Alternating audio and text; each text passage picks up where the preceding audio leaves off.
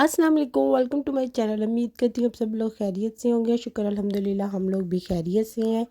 तो हमारी ईद आने वाली थी, तो हम लोग बस सब उसकी तैयारियों में थे। तकरीबन सारे हमारे कपड़े सिलाई हो चुके थे।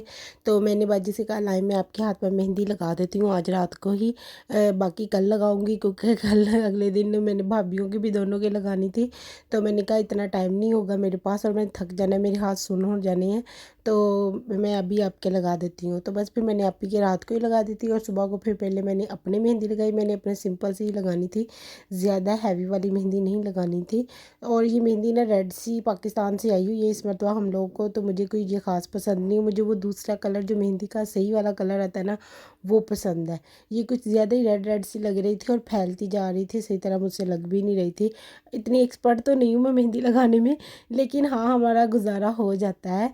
तो बस फिर मैंने मेहंदी लगाई अपनी, और आपी ये बेड शीट्स वगैरह थी नई सीने वाली, वो सी रही थी क्योंकि आज का दिन ही था, कल हमारी ईद थी। तो उन्होंने कहा चलो अब टाइम मिला है तो आज ही सी लेती हूँ। तो वो सिलाई कर रही थी। ये जो ब्राउन वाली है ये वैसे अभी ईद पर नहीं बिछानी, वो रेड वाली बिछानी थी। तो कहते चलो अब ये भी निकाली हुई है तो ये भी बिछा लेते हैं, वरना वो ख़राब हो जाएगी रेड वाली, क्योंकि वो ज़रा कलर उसका वाइट वाइट बीच में था। तो बस फिर उसके बाद फिर मैंने भाभी की मेहंदी लगाई। ये मैंने अपनी भाभी की मेहंदी लगाई थी। मैं उनकी वीडियो बनाना भूल गई थी, तो मैंने कहा आप नए हाथ धोने जा रही हैं वॉशरूम में? तो कहते नहीं नहीं मैं तो कुछ और करने लगी थी। तो मैंने कहा अच्छा चले मैं लाए आपके हाथ की भी वीडियो बनाती हूँ। और मैंने ये उनके हाथों पर मेहंदी लगाई थी। मैंने आपको पहले बताया मैं एक्सपर्ट नहीं हूँ, लेकिन मैं लगा लेती हूँ। और उसके बाद फिर मैंने बाजी के दूसरे हाथ पर भी मेहंदी लगा दी। ये देखिए उनके दूसरे हाथ पर भी अच्छी लग रही थी ये मेहंदी। और फाइनली ईद का दिन आ गया, तो आप सबको हमारी तरफ से बहुत बहुत ईद मुबारक। तो ईद वाले दिन मॉर्निंग में हम लोग नाश्ते में ये स्वीट बनाते हैं, खीर वगैरह। साथ में चाट वगैरह बनाई हुई थी भाभी ने, फ्रूट चाट थी, क्रीम वाली भी और चटनियों वाली भी। और साथ में सैंडविचेस बनाए थे। सुबह के टाइम हम लोग हमेशा यही नाश्ता करते हैं।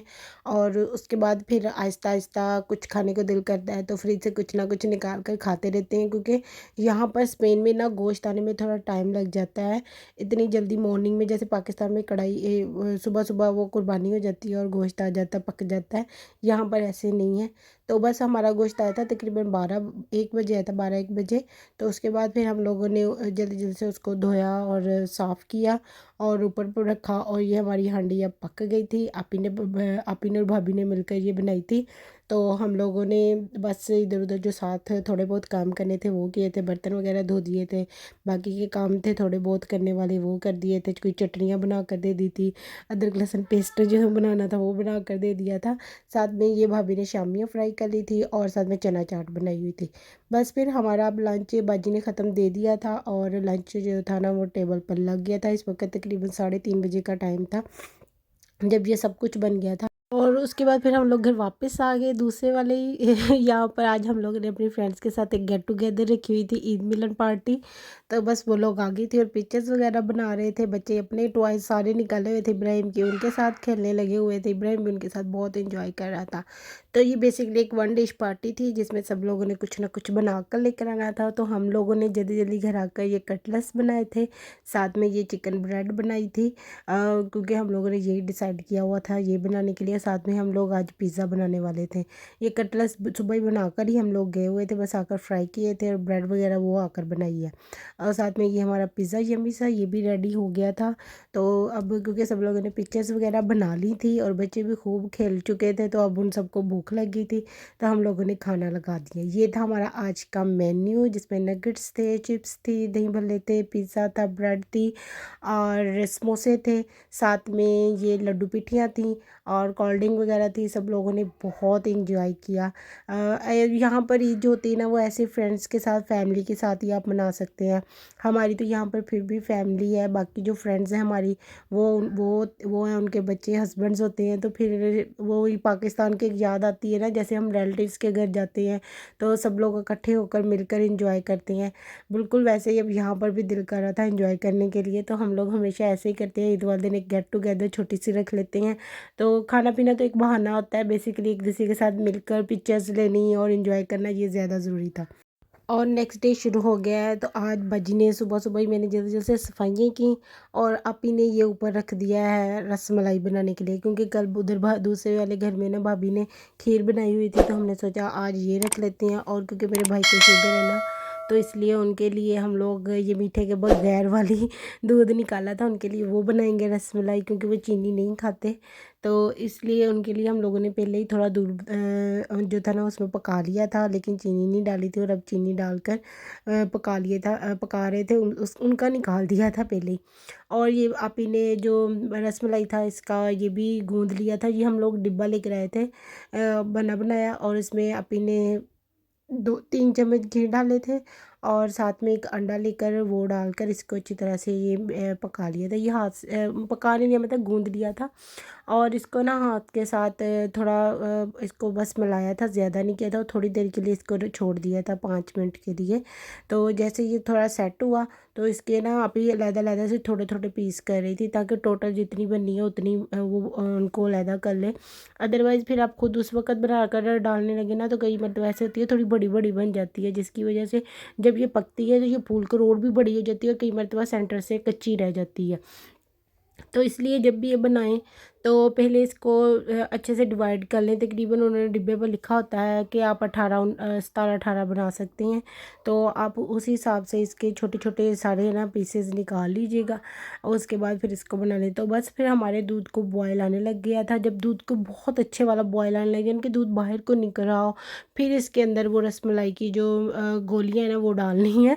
उससे पहले नहीं डालनी, वरना वो कच्ची की कच्ची रह जाएंगी और वो फूलेंगी भी नहीं, क्योंकि दूध हमेशा जैसे बॉयल होगा ना उस वक़्त इसमें डालनी है। तो बस फिर हमारा दूध को फुल बॉयल आ गया था, तो मैंने आप ही को कहा जल्दी जल्दी से इसमें डालना शुरू करो, और मैं साथ साथ हलाती जाती हूँ। तो बस उन्होंने ये जल्दी जल्दी से जितनी बनाई थी वो सारी डाल दी। पहले मुझे लगा कि ये जैसे इसके अंदर गई हैं दूध का बॉयल नीचे को जाने लग गया है, ये तो ऐसे लग रहा है जैसे बॉयल ही नहीं आ रहा, हालांकि पहले इतना तेज़ बॉयल आ रहा था। लेकिन ये था कि जैसे उन्होंने सारी आहिस्ता आहिस्ता इसमें डाली तो बॉयल तेज़ हो गया, और ये पककर फूल कर बड़ी होने लगी, और बाहर वो ऊपर को आने लगी। पहले ये नीचे को होती है ना, जैसे ये बॉयल आता है तो ये फूलती है ना, ये थोड़ी ऊपर को आने लग जाती हैं। तो बस फिर पहले हम लोगों ने सारी इसमें डाल दी, फिर मैं चेक करती रही कि ये फूलने लग जाए। जो सबसे पहले वाली थी जब वो फूली ना, मुझे सुकून का सांस आया कि चलो शुक्र है, वरना आप ही ने कहना था तुम ही मुझे कह रही थी जल्दी जल्दी डालो, और ये बॉयल आ गया बॉयल आ गया। लेकिन शुक्र है अल्हम्दुलिल्लाह ठीक बन गई थी। ये इतनी यम्मी बनती है ना, क्योंकि यहाँ से मिलती नहीं है, तो घर में बनाकर दिल करता है ज़्यादा से ज़्यादा खाएं। लेकिन मेरे साथ पता आपको इतनी ज़्यादती हुई है ना घर में इस रसमलाई पर, कि इतनी ज़्यादा ये बनी, सब लोगों ने खा ली। किसी ने 3 खाई, किसी ने 4 खाई, किसी ने 5 भी खाई, और मेरे हिस्से में सिर्फ एक रसमलाई आई। इतना मुझे वो भी दुख हुआ। वो इसलिए आई क्योंकि मैंने कहा अभी मेरा दिल नहीं कर रहा, मैं लास्ट पर खाऊंगी, और लास्ट के इंतज़ार में मेरे हिस्से में क्या आई, सिर्फ एक रसमलाई। तो लेकिन फिर मैंने शुक्र अदा कर कर वही एक रसमलाई को ही इंजॉय कर लिया। मैंने कहा सही है, मैं दोबारा से फिर डिब्बा लेकर आऊँगी, दोबारा बनाएंगे। तो ये देखिए हमारी रसमलाई, जैसे दूध मैंने आपको कहा ना बॉयल बहुत अच्छा आएगा ना, ये फूल कर ऊपर आ जाएंगी। ये देखिए ये इतनी सॉफ्ट बनती है ना, और बहुत ज़बरदस्त। लेकिन इसके लिए बड़ा ट्रिकी सा होता है, कभी कई मतलब ऐसा होता है जो इसका मटेरियल हम लोग बनाते हैं ना रसमलाई का, वो बहुत ज़्यादा पतला हो जाता है, जिसकी वजह से रसमलाई टूटने लग जाती है, सही तरह से बनती नहीं है। तो बस वो बन गई। तो मैंने ये स्टील का बाउल लिया, इसमें डाला सारी रसमलाई को, साथ में दूध उसके ऊपर डाल के इसको फ्रीज़र वाली साइड पर रख दिया, ताकि ये यक ठंडी हो जाए, क्योंकि सबने आज ही खानी है। अदरवाइज़ रात को बना कर रखे ना, सारी रात पड़ी रहे फ्रिज में तो हो जाती हैं ठंडी। तो साथ ही हमारे जो राइस थे, आज हम लोगों ने मटन बिरयानी बनानी थी, तो वो भी बन बन गए थे तकरीबन। जैसे जैसे हम रसमलाई बनाई वैसे वैसे ये सारा काम भी साथ साथ ही चल रहा था। फर्स्ट डे क्योंकि एक कलेजी का ख़त्म दिलवाते हैं, तो वो हम लोगों ने दिलवा लेते हैं। सेकंड डे हमारे घर हमेशा से बिरयानी बनती है। छोटी ईद हो तो चिकन बिरयानी बन जाती है, बड़ी ईद हो तो मटन बिरयानी बन जाती है। तो बस ऐसे ही है। तो बस ये देखिए जी हमारी जो बिरयानी थी वो बिल्कुल तैयार हो गई थी, दम पर जाने वाली थी। इसमें थोड़ा सा ही पानी रह गया था, तो आप ही उसके ऊपर थोड़ा सा कलर डाल रही थी, कह रही थी कलर डालना है कि ऐसे ही ठीक है। तो मैंने कहा नहीं थोड़ा कलर डाल दें, अच्छा लगता है। तो बस फिर हमारा लंच लग गया है, हम लोग इंजॉय करेंगे अपनी बिरयानी और ईद ईद पर कोई इतना ख़ास ड्रामे भी नहीं लगे हुए थे, बस फिर हम लोगों ने बातों में ही अपना टाइम में निकाला। तो और मुझसे वैसे ज़्यादा ईद पर गोश्त खाया नहीं जाता, तो मैंने तो सिर्फ एक ही बोटी ली थी खाने के लिए। तो ईद के दिनों में नहीं मुझसे गोश्त खाया जाता, वैसे भी हम लोग बीफ तो वैसे ही नहीं खाते और मटन ही खाना होता। Thank you for watching my vlogs, please like share and subscribe my channel.